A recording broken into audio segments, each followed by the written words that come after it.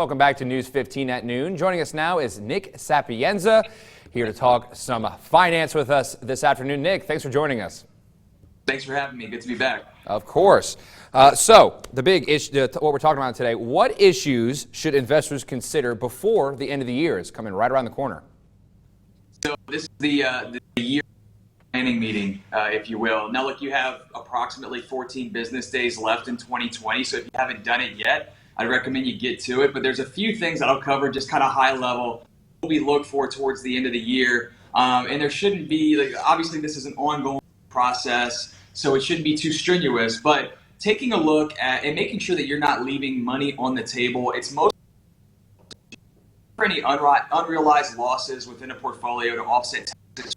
Just look back at the last 12 months and taking a look back to plan ahead for the next 12. Getting an idea of any funds that might pay out capital gains for the year that you might be responsible for the taxes on that. So getting a handle and making sure we know what that looks like.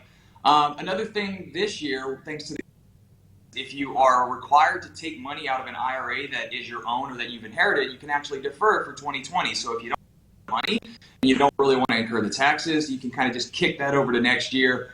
You need a form to fill out, you just don't take the money out.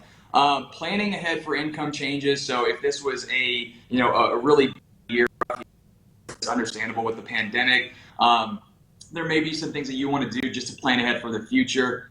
Same thing if you're on the other side of this economy and you've had a banner year, then you want to be planning ahead from a tax standpoint. So that might be things like, if you have a low year, minimizing your future tax liability by contributing or converting funds to IRA or using your employer's Roth 401k. Same thing if you're looking for a greater deduction this year, making sure that you that 401k in any pre-tax accounts.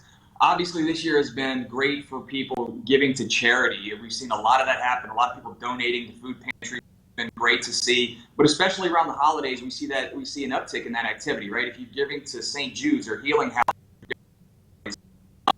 what the CARES Act has also initiated this year is an additional $300 above the line deduction for 2020. And if you have other tax situations, you might want to look at a donor advice fund. If your gifting is pretty consistent year after year, is probably a great idea for you. Now, business owners, making sure that you're checking to see if you're eligible for a qualified business income deduction. If you're looking to set up a solo 401k, for example, do that by the end of the year. And then there's other just low-hanging fruit, right? So contributing to your HSA, the maximum for a family is $7,100. Contributing to 529s, making sure that if you have an FSA, if you have a kid in daycare, or I have two of them, so I'm using an FSA, making sure I'm spending that for the end of the year. And here's the last thing. So it's a perfect time to take care of any gifting. Mom and dad looking at you, there's a $15,000 per year, per child, per donee, donation that you can make or gift that you can make that's going to be gift tax free. And look, it's Christmas. We're all in the giving spirit, so why not take advantage of something like that, which is a benefit to you in reducing the overall estate, a little bit of estate planning there. But that's kind of just what we cover, sort of high level, what we're looking for at the end of the year to, again, keep more money in our clients' pockets, making sure that they're taking advantage of these things. Well, I'm trying to buy a house, so I'm definitely going to hit up my parents for that little bit of the donation and tell them that there you go. They scratch you back, you scratch theirs. It's beneficial. All right, Nick. Well, thank you so much for those tips. I understood about 5 of those words.